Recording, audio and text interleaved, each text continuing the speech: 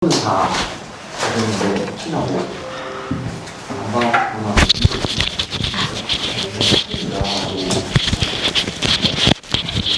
대표님, 저 팀장님 요거 좀 달아주세요. 이거 마이크인데. 네.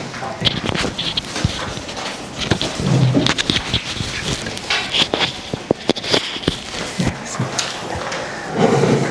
저희 프로그램 같은 경우에 처음에 개발된 게 저희 대표님이 두 분이 공동 대표세요. 그래서 한 분은 아예 개발 베이스로 개발하시는 분이시고, 다른 한 분은 부모님이 예전부터 모텔을 운영하셨던 흔히 말하면 모텔집 아들인 거죠. 근데 어렸을 때 가족끼리 같이 외식을 한 적이 없대요. 왜냐하면은 누군가는 가족 중에 항상 모텔에 있어야 돼서, 그러면은 결과적으로 가족끼리 같이 했던 시간이 없어서 자판기가 나왔을 때 그렇게 좋았다고. 그래서 옛날에 자판기가 나왔을 때 잠깐이라도 그냥 가서 가족끼리 밥 먹고 들어오고, 뭐 그 정도의 뭔가 자판기가 있었을 때 되게 만족해서 조금 더 이걸 자동화할 수 있지 않을까라고 생각을 해서 저희 회사를 창업을 한 거고, 사실 처음에는 이게 키오스크라는 게 모텔, 사실 첫 시작 자체는 무인 모텔에서는 시작된 거예요. 근데 이게 점차 확장이 되다 보니까 어쨌거나 다른 프로그램하고 계속 결합이 되게 되고, 지금은 저희가 메리어트 호텔에도 들어가는 키오스크가 됐고, 지금 키오스크를 저희가 써야 되는 이유에 대해서 설명을 한번 드리려고 그러는데, 한번 동영상 먼저 보시고 다음에 얘기 드리겠습니다. 우리는 모르던 손님이 오면 해야 하는 카운터 회의. 어디서 예약하고 오셨어요? 야놀자로 한 것 같은데요. 야놀자로 예약했다고 하셨는데 없는데요? 확인이 어려우니까 여기어때 핸드폰으로 한번 확인해 주실래요? 야, 이거 보니까 여기어때 예약하셨네. 일단 어플들 예약 알림 카톡 끄고 카톡에 온 예약 정보 확인하고 내일 12시까지 투숙하시는 거 안내 다시 드리고 카드키 드린 다음에 객실 안내 드리고 장부에 몇 시에 오셨는지 이상차기는 어땠는지 차를 타고 왔는지 작성하고 어떤 플랫폼으로 얼마 내고 예약하셨고 어떤 방을 드렸는지도 작성하고 방개수 여기어때 야놀자 네이버 아무도 온다 들어가서 변경하고 호텔 스토리 들어가서 호텔 스토리 제보도 변경하고 예약 사이트별로 마지막으로 파일 제보면 확인해서 판매 못하게 막고 막은 내역 예약 사이트별로 기록하면 끝. 이제 대실 하나 팔았으니까 104번만 더 하면 되겠네. 네. 이게 30개 객실 정도 기준으로 저희가 한번 만들어 봤고, 저기 업장은 이쁘다 호텔이라고 지금 호텔 체인하고 있는, 저기도 야놀자 출신 대표님이 운영을 하시는 데인데, 어쨌거나 체인 호텔이고, 저기는 지금 전 지점 저희 거 다 도입했습니다. 네. 그래서 사실 저희가 키오스크를 처음에 만들게 된 게, 옛날에 그냥 저렇게 키를 쭉 깔아두고 손님한테 전화 오면 101호 키 보이시죠? 돈 안에 5만 원 넣고 101호 키 가져가세요. 이런 식으로 처음에 운영을 하신 분들이 굉장히 많으셨죠. 그리고 제가 맨 처음에 설명드렸다시피 프론트가 24시간 항상 비워지면 안 된다. 그리고 최근에는 온라인 판매 의존성이 좀 커지면서 계속 실시간으로 다이나믹하게 예약이 들어오다 보니까 아무래도 사람이 계속 있어야 되고, 사이트가 하나가 아니잖아요. 그래서 사나, 그러니까 야놀자가 사나라는 회사를 인수를 했는데, 그 야놀자에서 처음에 영업했던 방식은 이거예요. 여기어때 팔지 말고 사장님 퇴근할 때 저희 야놀자만 켜놓고 퇴근하셔라. 왜냐면 그러면 야놀자 입장에서는 마지막 객실을 확보할 수 있으니까 판매량이 계속 올라갈 수가 있어서. 근데 저희 같은 업체가 나오면서 사실 그게 계속 축소가 된 거죠. 그래서 야놀자라는 회사에서도 원래 키오스크를 판매를 했는데, 그거를 지금 사나라는 자회사로 이관을 시킨 거고, 좀 여러 가지 이유가 있는데 그 중에 하나는 계속 누적 적자가 심해서 상장을 해야 되니까, 야놀자 자체는. 그래서 적자나는 부서는 다 자회사로 독립을 시켜버리고 지금 야놀자라는 그 플랫폼 회사만 남아있는 상태입니다. 그래서 지금 자율화가 많이 이루어진 부분에 대해서는 뭐 자동차, 테슬라만 봐도 굉장히 많은 부분 자율 주행이 가능하고, 그리고 사실 제일 비슷한 게 항공이에요. 숙박이랑 항상 비교가 되는 게 항공인데, 항공 같은 경우에는 어떤 게 제일 비슷하냐면, 아까 강의 때 설명 주셨다시피 일드 매니지먼트라고 해서 시간 단위로 이 시간이 지나가면 더 이상 팔지 못해요. 그래서 시간 단위로 카운팅 되는 거는 결국 붐비는 날에 항상 붐비고, 붐비지 않는 날은 항상 무조건 한가하거든요. 왜냐면 연휴가 겹치기 때문에.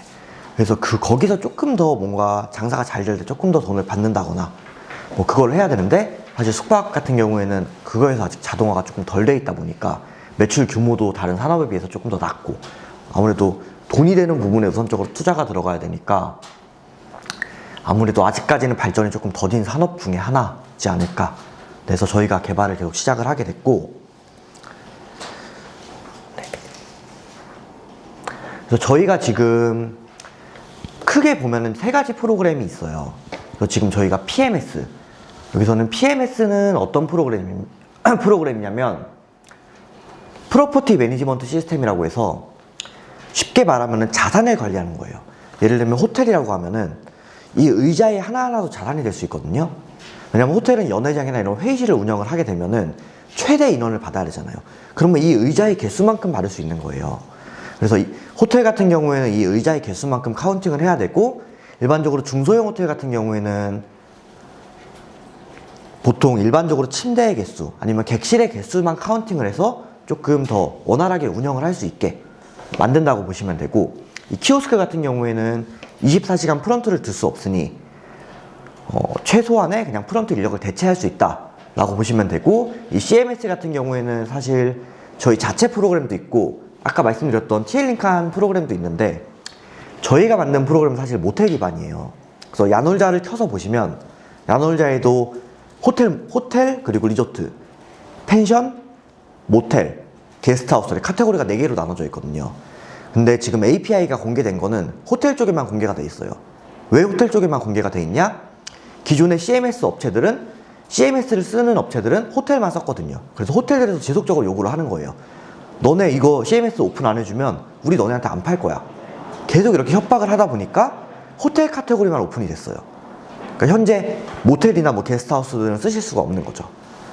그래서 만약에 오픈을 하시게 되면은 호텔 카테고리에 입점을 하셔야 TL링크한 연동이 가능하고, 또 현재 저희가 뒤에도 설명을 드릴 건데, 이게 API로 연동을 하는 건 아니고 저희가 현재 모텔 카테고리는 조금 다른 방식으로 연동을 하고 있어요. 그래서 로보트가 쉽게 말하면 학습을 해서 예약실 직원처럼 새로 고침을 지속적으로 하다가 예약이 들어오면 저희 프로그램을 자동으로 예약을 넘기고 하는 방식으로 연동을 진행을 하고 있어서 아마 5월 말 정도에 저희가 저희 제품을 출시할 예정인데, 아무래도 모텔 쪽에서는 조금 쓸만할 것 같은데 조금 시내 쪽에 외국인 받는 업장에서는 아무래도 기존에 나온 조금 안정적인 프로그램을 쓰는 게 조금 더 낫다고 저 나름대로는 그렇게 생각을 합니다. 시스템을 한번 사면 소프트웨어 업그레이드 통해서 뭐 이런 새로운 기능들을 나중에 포타 칠 수 있어요? 그쵸. 당연히 새로운 프로그램을 쓸 수도 있고, 여기 홈즈 같은 경우에도 뭐 제 지인이 여기서 지금 세일즈 지배인인데 여기도 프로그램을 하나만 쓰지 않아요. 왜냐면은 지금 여기는 객실 숫자가 많잖아요. 객실 숫자가 많다 보니까 채널로 무한정 연동을 해서 어디든 들어오는 게 사실 제일 좋은 게, 그러니까 현실적으로는 오픈된 채널이 많아야 들어오는 물량이 많아져요. 객실 수가 많다 보면. 근데 아무래도 모든 채널이 다 오픈된 CMS는 없거든요. 그래서 서브 CMS라 그래서 별도의 CMS를 별도로 관리를 해요. 네. 그래서 여기는 CMS를 2개를 쓰고 있다. 네. 이렇게 보시면 됩니다.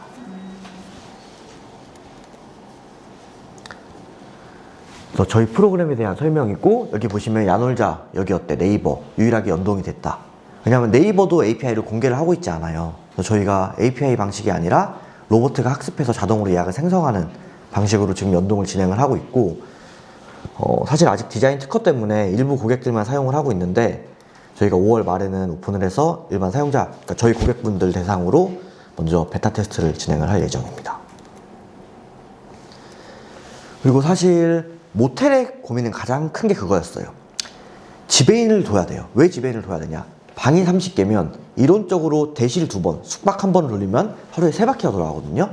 근데 그것도 결국 테트리스를 맞춰야 돌아가는 거예요. 왜냐하면 일찍 나가는 손님들도 있고 대실 손님들 중에 시간 연장을 하는 사람들도 있고, 그게 사실 그냥 때려 맞추는 거거든요, 어떻게 보면은. 그래서 그거를 최대한 극대화시켜서 안정적으로 돌아가게 만드는 게 그 지배인의 역할이었고, 그래서 지배인은 매출 단위로 일반적으로 돈을 줬어요.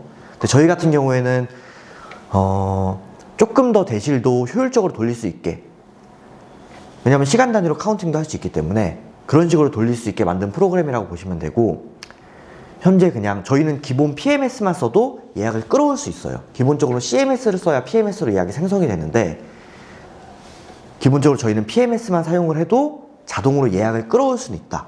대신에 재고 마감이나 요금 조정은 아예 안 되죠.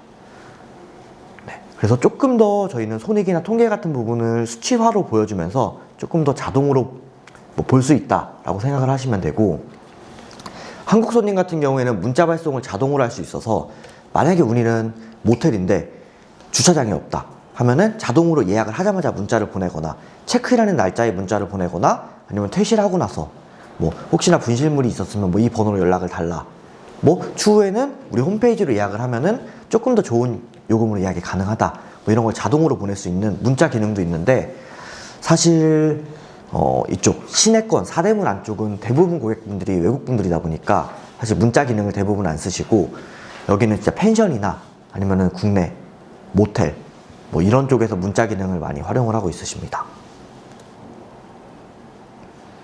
그리고 CMS 같은 경우에는 지금 저희 기능 자체는 그냥 야놀자가 여기 때 네이버 연동이 된다, 그리고 자동으로 객실 재고가 리필이 된다. 이 재고 리필 기능이 어떤 기능이냐면 TL에도 똑같이 있는 기능인데, 일반적으로 숙박업 어플을 켜서 보시면은 10개가 남아있으면 뭐 그런 문구가 안 뜨는데 3개가 남아있다, 하나가 남아있다라고 하면은 매진 임박이라는 문구가 뜨거든요. 그러면은 우리가 10개가 있어서 CMS에 10개를 올려도 사이트에 보여지는 건 3개만 보여지게 만드는 거예요. 왜냐면 그래야 매진 임박 효과가 있으니까. 그래서 그런 식으로 조금 더 고객 입장에서 봤을 때 예약을 하게 만들게 프로그램 자체에서 그렇게 로직이 짜여져 있다라고 보시면 되시고, PMS랑 연동돼서 그냥 자동으로 판매 가능하다. 예를 들면 PMS에 객실이 2개다 라고 하면은 CMS로도 자동으로 2개로 넘어가고. 근데 물론 지금 익세이 같은 경우는 그렇게는 안 쓰세요, TL링칸. 그러니까 그렇게 안 쓰는 이유는 하나인데, 어떤 케이스가 있었냐면 저희가 명동 쪽에 한 30개 정도 업장이 들어가 있는데 외국분들이 얼리 체크아웃이 생각보다 많아요. 그러니까 이 얼리 체크아웃이 어떤 경우냐면, 나는 늦은 밤 비행기야. 그래서 밤까지 객실을 점유하다가 밤 10시에 키오스크로 카드키를 넣고 나가는 거예요. 근데 재고 연동이 돼 있으면 체크아웃을 한 순간에 객실 재고가 하나가 풀려서 판매로 전환이 된 거예요. 그래서 거기는 무인 매장이었는데 밤 10시에 누가 그 손님이 체크아웃해서 재고가 열리자마자 다른 손님이 바로 예약을 한 거예요. 근데 직원이 없잖아요. 그래서 그런 부분이 문제가 돼서, 왜냐면 프런트에 사람이 있다라고 하면은 사실 체크아웃만 안 시키면 그만이거든요. 왜냐면 어차피 이 손님은 오늘까지 돈을 받았기 때문에. 근데 저희는 프런트가 기본적으로 없는 매장들이 많다 보니까 여기다가 카드키를 넣어버리면 이게 얘 입장에서는 오늘 하루 더 팔 수 있는 방이 생겼네 라고 해서 자동으로 팔아버리는 거죠. 그래서 그런 식으로 해서 웬만하면 이게 2A 연동이라고 하는데, 2A 연동은 오픈을 하는 업장은 거의 없습니다. 키오스크를 쓰는 업장 중에서는. 왜냐하면 이렇게 간혹 가다가 얼리 체크아웃을 하거나 하는 케이스가 생기기 때문에. 네. 그래서 TL 같은 경우에는 지금 이렇게 40개 정도 채널이 오픈됐다고 보시면 되시고, 사나랑 가장 큰 차이점이, 사나를 쓰면서 저희 키오스크를 쓸 수도 있어요. 대신에 기능들이 일부 제한되고, 저희가 TL 파트너사로 가장 선정한 이유 중에 하나가, 여기 보시면은 글로벌 OTA도 있지만 중국, 일본, 그리고 한국, 이런 로컬이랑 인접 국가의 OTA가 굉장히 많잖아요. 근데 사나 같은 경우에는 거의 글로벌이나 내국에 맞춰져 있거든요. 근데 어쨌거나 저희 입장에서는 사대문 안쪽은 외국인의 수요를 받아야 되는데, 사대문 안쪽에 일반적인 국적을 봤을 때는 사실 미주, 유럽 별로 안 많아요. 거의 대부분 여행은 인접 국가에서 오거든요. 중국, 일본, 대만, 홍콩, 동남아. 그러면은 인접 국가에서 쓰는 프로그램, 그리고 인접 국가의 인바운드 여행사랑 직접 계약을 하는 게, 그냥 저기 보시면 JTB나 뭐 HIS, 라쿠텐 같은 일본 현지 여행사들도 있거든요. 저런 데 연동을 하면은 뭐 아무래도 조금 더 사이트 대비보다 그 해당 국가의 국적을 조금 더 끌어올 수 있다. 대신에 아무래도 채널을 늘리다 보면은 아무래도 채널 매니저를 써도 오버부킹이 생길 수밖에 없어요. 왜냐하면 동시에 예약하는 케이스가 생기거든요. 사실 1, 2분 차이 때문에 오버부킹이 생기는 케이스도 있어서 일반적으로 객실 수에 따라서 조금씩 조정을 하긴 하는데, 여기서 뭐 내가 원하는 국가 국적을 조금 더 늘리고 싶다라고 하면 조금 더 컨택을 해서 그 해당 OTA를 세팅을 하면은 조금 더 그 국가 국적이 아무래도 올라가죠.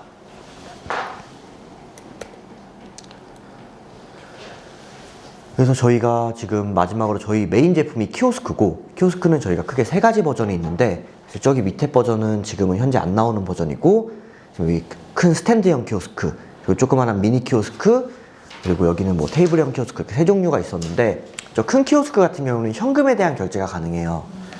그래서 뭐 부킹닷컴 같은 경우에는 호텔 컬렉트 말고 그 프리페이드 말고 호텔 컬렉트 같은 경우는 현장에 오셔서 결제를 하셔야 되는데 일본 분들 같은 경우는 아직도 카드 보급률이 생각보다 낮거든요. 그러면 일본 분들이 오셨을 때는 여기다 현금 결제를 하시면 뭐 거스름돈이 나오기도 하고, 아니면 저희는 현금 단위로만 거스름돈이 나오기 때문에 동전은 안 나와요. 그래서 동전은 저희가 영수증으로 둬서 추후에 뭐 몇 시부터 몇 시까지 이 영수증을 가지고 오시면 현금으로 거슬러 드리겠다 라는 문구를 띄워서 드리기도 하고, 그런 식으로 세팅이 되어 있다고 보시면 되고, 지금 저희 키오스크 도입 업장이 500개로 되어 있는데 저희가 조금 더 계약이 돼서 저희가 지금 현재 600개 정도 도입이 되어 있고, 저희는 숙박업 키오스크만 하기 때문에 전체 지금 숙박업 키오스크를 하는 업장 중에서는 그냥 비교할 수 없을 정도로 그냥 1등입니다. 뭐 아까 아이크루를 말씀해 주셨는데, 아이크루랑 차이점 같은 경우에는 아이크루는 자판기예요, 쉽게 말하면. 그래서 그 위치에 있는 게 카드에 바코드가 있는 게 튀어나오는 방식인데, 저희 같은 경우에는 도어락이랑 연동을 해서 그 방에 맞는 호수가 한꺼번에 쌓여 있으면 지금은 101호지만 다음번에는 102호로 이런 식으로 새롭게 만들어져서 나가는 방식이다. 2등 업체가 누구예요? 2등이 사실 개수로만 보면은 아이크루고 기능으로 보면 사나입니다. 그럼 걔들은 업소 수가 몇 개인지 다 돼 있어요? 대략적으로 아이크루 같은 경우에는 500개 정도로 보고 있고요. 대신에 아이크루 같은 경우는 사용률은 조금 떨어져요. 왜냐하면 아이크루가 더유식이라는 자회사, 그러니까 더유식이라는 부동산 회사의 자회사이기 때문에 인테리어 시공을 하면 아이크루를 강제로 넣어요. 그래서 좀 쌓여있는 키오스크가 많고, 저희 같은 경우에는 프로그램 월 사용료를 별도로 받기 때문에 사실 키오스크를 사용을 안 하면은 프로그램을 해지를 하세요, 보통. 근데 저희 같은 경우에는 지금 현재까지 해지는 진짜 0.5% 정도로 보고 있습니다. 왜냐하면 주인이 바뀌어도 그대로 인계를 받으시거든요. 이거 증가 개수가 어떻게 돼요? 23년도, 24년, 25년 기준으로? 대략적으로 저희가 23년도에 한 23년도에 150개 정도 들어갔었고, 저희가 작년이죠? 작년에 저희가 400개 정도, 그리고 올해 지금 600개까지 확장이 됐습니다. 왜냐하면 올해 전국이 500개인데 600개 지금, 전국이 600개인데 네, 전국 600개. 우선 말고 네. 신규로 이야기하시는 신규 계약으로 보면은 저희가 회사 설립이 22년에 됐을 거예요. 22년은 사실 거의 없고 개발만 했고, 23년 종합으로 보면은 그냥 150개, 그리고 그 이후에는 250개 정도 늘었던 걸로 기억을 하고, 그리고 그 다음번에는 150개. 이거는 제가 나중에 정리해서 한번 보내드리겠습니다. 어느 지역이 제일 빨리 증가하고 있고? 지역이 사실 제일 빨리 증가하는 거는 아무래도 수도권이 제일 많고요. 수도권을 제외하면 경남이 많습니다. 경남? 네. 부산이랑 이쪽 경상남도 쪽. 왜냐하면은 수도권 같은 경우에는 장사가 잘 돼서 놓는 케이스가 많고, 아니면 신축 업장이 리모델링 하면서 들어가는 케이스가 많고, 경상도 쪽은 직원이 안 구해져서 놓습니다. 네. 왜냐하면은 사실 키오스크를 넣는 이유가 직원 대체하는 케이스가 생각보다 많거든요. 왜냐하면은 23년도에 키오스크가 폭발적으로 늘었는데, 그 이유 중에 하나가 좀 붐이 있었어요. 그 모텔 운영하는 사이트에서 그 당번이라고 하거든요. 거기서 먹고 자고 하시는 분들을, 당번들이 쉬는 시간도 휴게 시간에 인정을 받는다는 판례가 나왔어요. 그래서 한꺼번에 그만두면서 다 신고를 한 거예요. 근데 거기서 예외 케이스로 적용이 됐던 게, 키오스크가 있으면 일부 그게 적용이 안 됐던 사례들이 있어서 그때 그냥 우후죽순으로 키오스크를 넣었던 케이스가 있습니다. 그래서 그때부터 굉장히 많이 팔렸고, 그리고 사실 그 전까지는 야간에도 사람이 있어야 돼 라고 생각을 하셨는데, 그때 들어가면서 진짜 야간에 사람 없이 돌아간 애가 된 거예요. 그래서 그 이후로는 저희께 메인 키오스크로 자리 잡았습니다. 언제 어디 그 트렌드 개수만 좀 알 수 있으면 좋을 것 같아요. 네, 알겠습니다. 4대문 안에는 몇 개 들어가 있는지? 4대문 안에는 저희가 작년부터 많이 들어가기 시작했고, 4대문 안에는 대략적으로 한 50개 정도 들어가 있습니다. 그 다음 많이 있는 지역은 어디인가고? 성수? 4대문 안에 말씀하세요. 아니, 4대문을 벗어나면 서울에서는 어디가 제일 많아요? 4대문에 벗어나면 영등포 쪽이 제일 많죠. 그 영등포. 모텔이 많으니까. 네.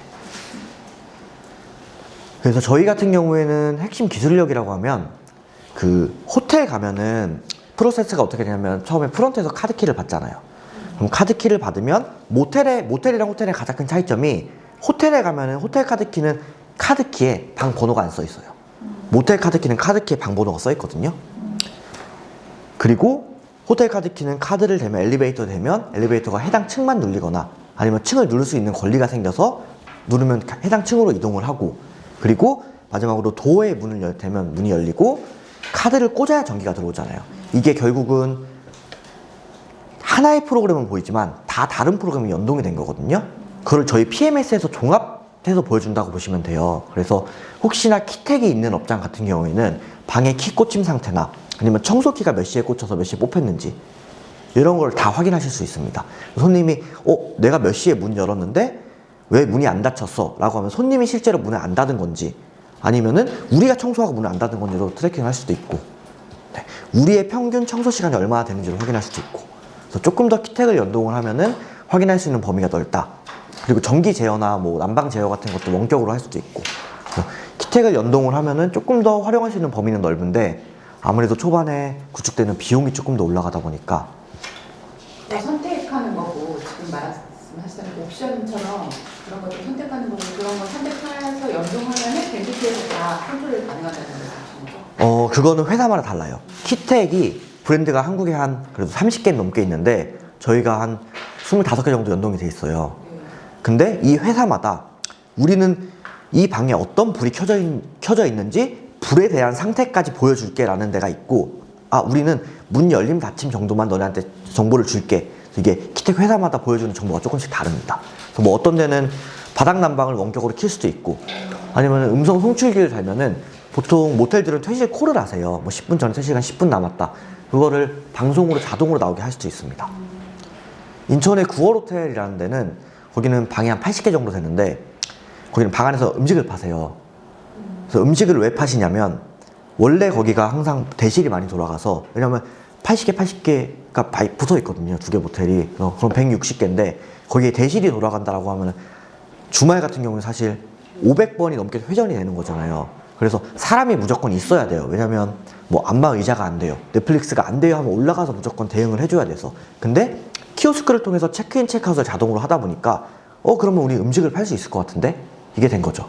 그래서 거기는 PC방처럼 방에서 음식을 팝니다. 대신에 이거는 사람이 있고 어느 정도 규모가 있는 매장에서 할 수 있겠지만 뭐 그런 식으로 해서 거기는 로봇가 또 배달이 가거든요. 로봇가 배달이 갈 때 방 안에 있는 음성 송출기로 자동으로 보내는 거예요. 지금 음식 올라가고 있으니까 조금 이따 문 열어줘. 뭐 그렇게까지 연동을 할 수도 있습니다. 대신에 연동을 할 때마다 하나씩 비용은 조금씩 더 올라가죠. 저 질문 있는데, 네. 키오스크도 기계이기 때문에 에러가 많이 나잖아요. 네. 그런 걸 컴플레인 같은 거를 좀 받으셨던 경험이 많으세요? 이런 질문이 좀 그런가? 기본적으로 사실 컴플레인이 없다고 하면 거짓말이죠, 당연히. 그렇죠. 대신에 사실 저희 같은 경우에는 아마 다른 제품을 써보셨으니까 제일 잘 아실 텐데 저희 같은 경우에는 대응이 그래도 빠른 편이에요. 대응을 어떤 식으로 하시는 거예요? 일단은 전화를 받아서 키오스크 원격 접속을 하죠, 우선적으로. 원격으로? 네. 원격을 해서 우선적으로 해결을 해드린 다음에 그 이슈에 대해서 어떻게 해결이 됐고, 아니면은 앞으로 재발 방지를 위해서 이런 식으로 업데이트를 하겠다라든지. 모임 시스템이잖아요. 네. 키오스크는 어느 매장을 가든 작은 매장이면 한두 개고 좀 큰 매장은 2개가 있잖아요. 사실 권장 드리는 건 저희가 2대를 권장 드리는데 가격이 세니까. 맞아요. 솔직히 말하면은 뭐 10개 조금 넘는데 2개를 하라고 솔직히 저도 좀 그래요. 그러니까 저도 좀 가봤을 때 키오스크가 에러가 나서 사람이 있는 데는 문제가 없는데 네. 사람이 없는 부분이 발생을 했을 때 어떻게 처리하나 궁금해요. 그 처리하는 방법 같은 경우에는 저는 어떻게 하라고 말씀드리냐면, 일단은 키오스크 밑이나 어느 쪽에 뭐 마스터 키가 하나 두는 거죠. 대신에 그 카드는 마스터 키라고 쓰여 있으면 안 되고, 대신에 손님이 뭐 전화를 하시거나 뭔가 응대를 하실 거예요. 그러면 전화를 받으셨을 때 혹시 거기 뭐 소화기 들면은 카드 키가 한 장 있는데 방 문 열고 다시 그 자리에 갖다 놔줘. 그러니까 좀 고객가 그쵸. 네. 대신에 응대를 마스터 키라고 하시면 안 되고. 네. 왜냐면 저희 키오스크에서는 원격으로 그 방에 대한 키를 발급을 할 수도 있거든요. 그러면은 발급형이면 앞에 키를 못 쓰게 막아버릴 수도 있고, 그래서 여러 기능들이 있는데 그건 사실 도어락의 기능을 따라가요. 도어락에 이 기능이 있으면 그렇게 구현할 수도 있는데 만약에 도어락에 그 기능이 없다. 지금은 마스터 키 같은 거 네. 백업 옵션을 하고 계시네요. 맞습니다. 그리고 AS는 영업일 기준 24시간 내로 처리해드립니다. 네. 왜냐면 하드웨어 이슈가 없을 수는 없거든요. 모텔 같은 경우에는 저희가 지금까지 딱 2번 있었는데 술 먹고 키오스크를 부수셨어요. 그런 경우도 있을 수 있죠. 쳐서. 네. 그래서 그 대표님이 수안보에 계신데 수원부에서 그래도 조금 큰 편이에요. 왜냐면 사우나도 있고 하셔가지고. 그래서 저한테 저희 한번 살려달라고. 왜냐면 청소를 직접 하시거든요. 그래서 제가 그 다음날에 바로 키워서 그냥 새 거를 바꿔드린 다음에 어차피 구상권 청구해서 받을 수 있거든요. 화재보험에서. 그래서 구상권 청구하시라고. 그냥 돈이 없다고 하시더라고요. 그냥 진짜 나 한 푼도 다 리모델링 했다. 제가 6개월 드릴 테니까 6개월 안에 보험회사에서 받으면 주셔라. 네, 해서 그냥 바로 바꿔드렸어요. 너무 열심히 하셔가지고. 평소 업무 응대 시간은 몇 시예요? 몇 시까지세요? 9시부터 밤 10시까지 합니다. 10시 지나면 전화가 안 되고. 네. 왜냐하면 저희가 24시간 프런트를 운영을 했었는데 24시간 거울센터를 운영했었는데 어차피 그 이후에 있는 거는 저희가 해결할 수 없는 이슈예요. 네.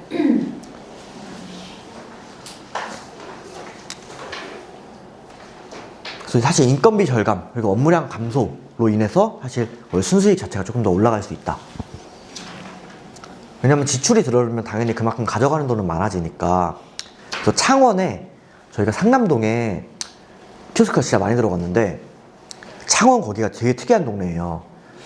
상가 건물인데 밑에는 다 노래방, 뭐 술집, 그리고 위에는 모텔이에요. 항상 꼭대기는 모텔. 근데 여기 대표님이 창원에 3개를 모텔 하시고 광양에 호텔 하나를 하시거든요. 근데 처음에 제가 호텔에 도입을 시켰어요. 근데 이분이 자기 모텔을 한번 받아요. 그래서 가서 봤더니 자기 생각에는 이 모텔이 오히려 호텔보다 잘 쓸 것 같다라고 하시더라고요. 그래서 거기는 모텔을 집어넣는데 일반적인 케이스에서는 야간 직원을 없애요. 무조건. 근데 거기는 야간 직원을 두시더라고요. 그래서 왜 야간 직원을 두시냐라고 말씀드렸더니 술을 먹으면 이게 외국인보다 더 대화가 안 된다. 그래서 차라리 난 주간을 없애겠다. 그래서 거기는 지금 주간을 안 써요. 저 궁금한데 이게 네.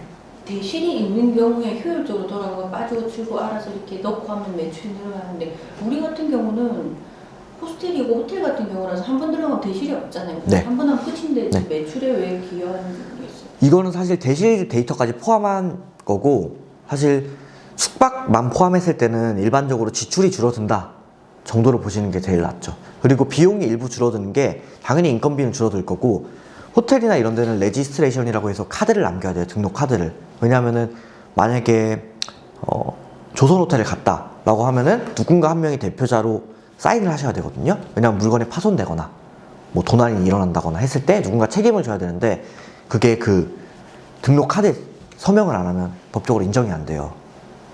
그래서 그걸 레지 카드를 일부 키오스크를 통해서 대체받는다라고 보시면 되고 메리어트 같은 경우에도 저희 키오스크를 통해서 그 레지 카드를 일부 대체받는 케이스가 있습니다. 여기 비즈니스 호텔 34개 객실의 경우여가지고 저는 저게 어떻게 우리랑 같은 호텔 계열인데 어떻게 네. 매출이 저렇게 거의 2배가 상승할 수 있지? 대시를 안 하시다 여긴 대시를 하셨어요. 호텔인데 대실을 했었어요?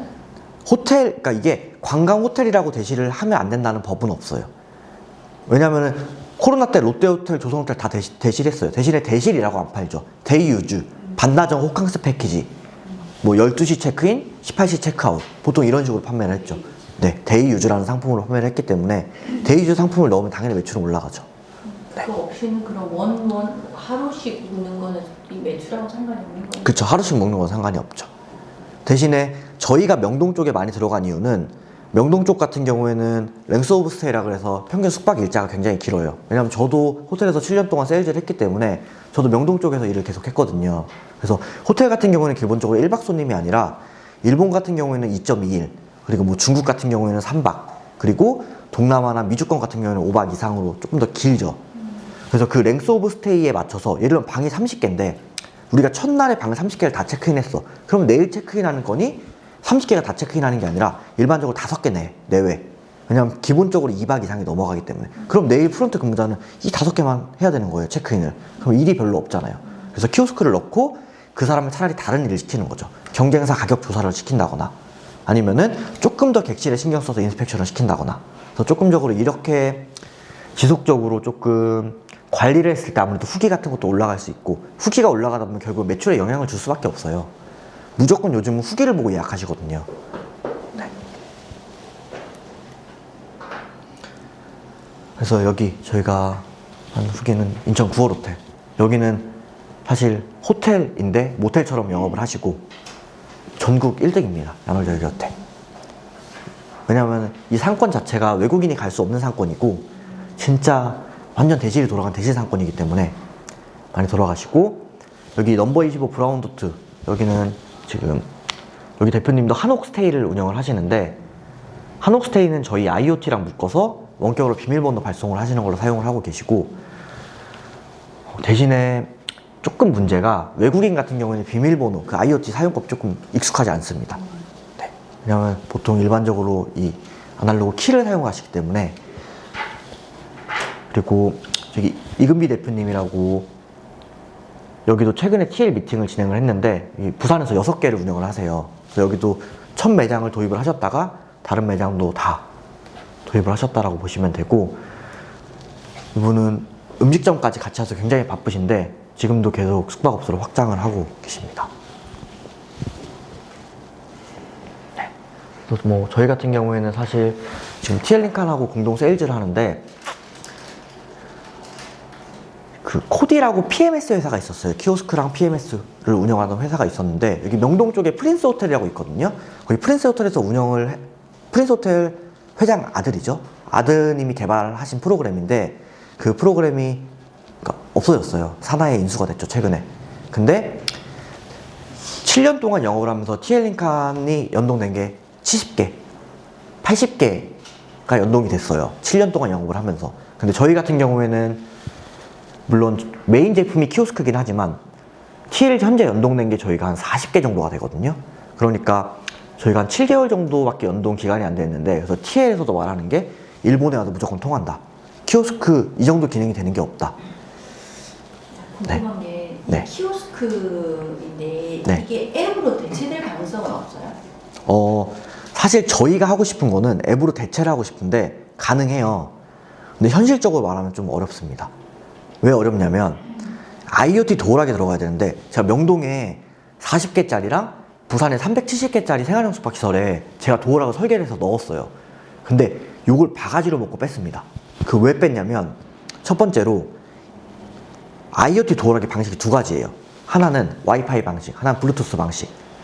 근데 블루투스 방식은 무조건 어플을 깔아야 구동이 돼요. 근데 손님이 여기 숙박업소에 일반적으로 계속 오지 않잖아요. 근데 한 번 온 손님이 과연 이 호텔에 어플을 깔까? 이건 아니라고 봐서 지금 블루투스 방식은 거의 사장이 됐고, 와이파이 방식이 지금 현재 사용되고 있는데, 이 와이파이 방식 같은 경우는 문제점이 배터리가 빨리 닳아요. 그래서 좋다, 배터리 빨리 닳아도 쓰겠다, 아니면 뭐 전기로 연결해서 쓰겠다라고 하시는 분들도 있으시거든요. 그럼 여기서 두 번째 문제점이, 일반적으로 숙박업소면은 셋탑박스가 와이파이가 대체가 돼요. 근데 셋탑박스가 와이파이를 쓰게 되면은 TV가 켜지거나 셋탑박스가 업데이트가 되면은 얘가 이 도어락이 1순위에서 후순위로 밀려요. 그러면 이 동안에 얘가 신호를 못 받는 거예요. 그래서 1:1 공유기를 다 설치를 해야 된대요. 근데 이것도 처음에 이 도어락 업체에서 말을 안 해줬어요. 이게 삼성 도어락이거든요. 그래서 설치를 했어요. 와이파이에 설치를 했는데, 여기서 또 문제가, 일반적으로 비밀번호를 자동으로 손님 핸드폰으로 전송을 해주거든요. 외국 핸드폰은 전송이 안 됩니다. 네.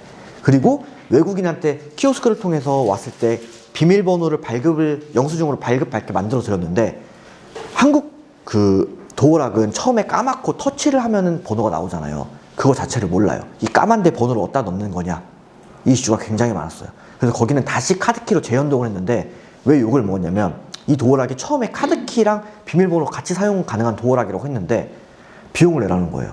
근데 저희가 하드웨어 업체는 아니니까, 삼성에서, 왜냐면 칩셋을 뭐 추가를 해야 된대요. 이 두 개를 같이 쓰려면. 그래서 거기는 그 비용을 추가를 하고 다시 카드키로 바꿨습니다. 그럼 그런 문제가 많은데, 그러면 고객이 스테이 앱을 깐다라는 전제가 있으면 그런 문제는 다 해결되는 거죠? 네. 대신에 도어락 비용이 비싸고 도어락 회사에 월 서버 사용료를 지불을 해야 됩니다.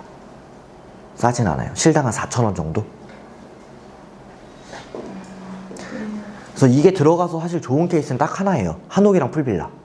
여기는 프런트가 없고 일반적으로 손님이 인지를 하고 있고, 왜냐면 한옥 같은 경우나 풀빌라 같은 경우는 사실 엄청 계획 소비잖아요. 비용도 많이 비싸고. 그래서 그런 데는 한 번쯤은 질문을 무조건 하시거든요. 그럼 메일로 너 비밀번호 이거니까 이거 쳐서 들어가 라고 사전에 알려줄 수가 있죠. 근데 그게 아니라 일반적으로 사실 요즘 리드타임이 굉장히 짧아요. 중국 같은 경우에는 당일 예약하는 손님들도 굉장히 많거든요. 그럼 당일 예약하는 사람들은 여기 와서 예약을 하는 건데 그 체크인 방법을 모릅니다, 진짜. 그래서 조선호텔, 롯데호텔을 가도 비밀번호가 아니라 카드키를 쓰는 이유가 딱 하나인데 손님의 동선을 정확하게 파악할 수 있어요. 이 동선이란 얘기는 뭐냐면 만약에 오늘이 지금 잠시만요. 오늘 며칠이죠? 26일. 감사합니다. 26일인데 손님이 만약에 지금 비밀번호면 문제가 생기는 문제가 그냥 나가세요. 그러면은 외출인지 체크아웃인지 몰라요. 어플에서 체크아웃 버튼 눌러달라 그래도 안 눌러주시거든요. 저희 어플도 있어요. 근데 손님이 안 누르세요. 그래서 카드키를 쓰는 이유는 일찍 나가는 손님은 카드키를 반납을 하면은 일찍 그 방을 청소를 해서 다른 손님 일찍 체크인을 시킬 수 있어요. 그래서 호텔들에서 카드키를 쓰는 이유는 딱 하나예요. 손님 동선을 파악할 수 있다.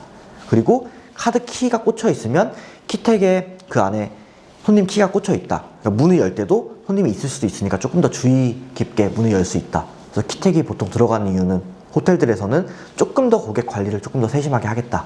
네. 라는 이유가 있습니다. 그래서 일단 저희 같은 경우에는 지금 뭐 확장 자체는 키오스크가 제일 많이 돼 있고 현재 펜션 같은 경우에는 저희 CMS 많이 이용하시거든요.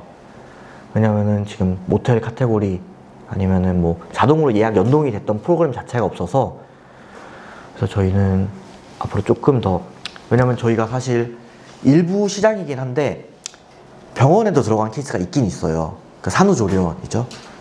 왜냐면 거기도 똑같이 장박 손님이 들어가고 그리고 방 안에서 뭔가 뭐 추가적인 음식 주문을 한다거나 뭐 면회객이 왔을 때 뭐 음료수 주문 뭘 하는 케이스들이 있어가지고 그걸 조금 IoT로 푼 케이스가 있어서 앞으로 조금 이런 일드 매니지먼트에서는 저희가 확장될 여지가 조금 있다.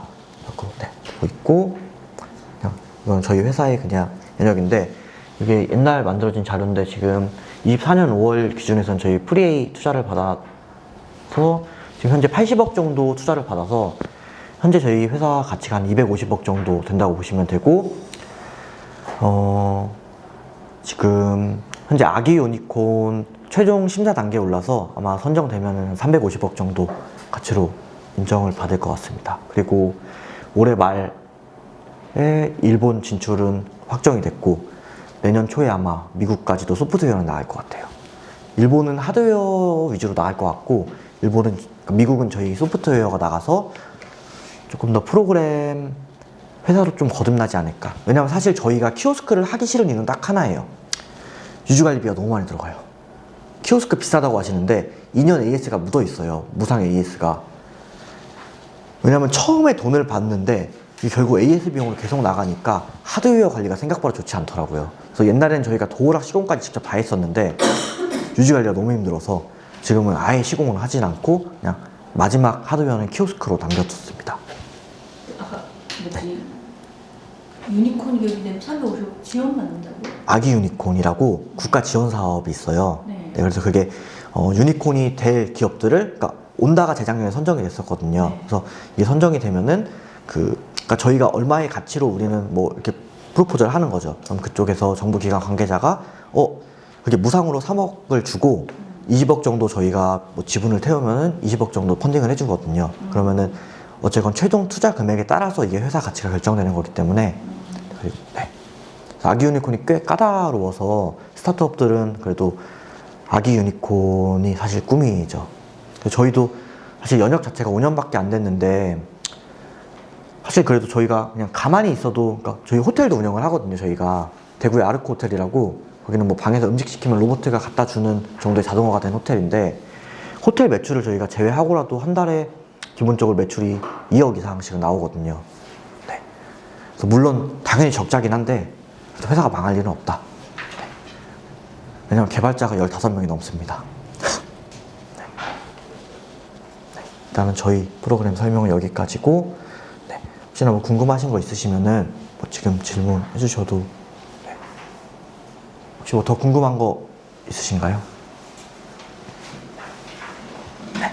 그러면은 혹시나 뭐 궁금한 거 있으시면 명함으로 연락 주시면은 현장 상황에 따라서 사실 키오스크가 도어락을 무조건 바꿔야 들어갈 수도 있고 아니면 현재 들어간 시점에서 비용을 하나도 투자를 안 하고 들어갈 수도 있고 사실 케이스마다 조금씩 달라서 한번 연락 주시면은 저희 현장 담당자가 가서 현장 확인하고 한번.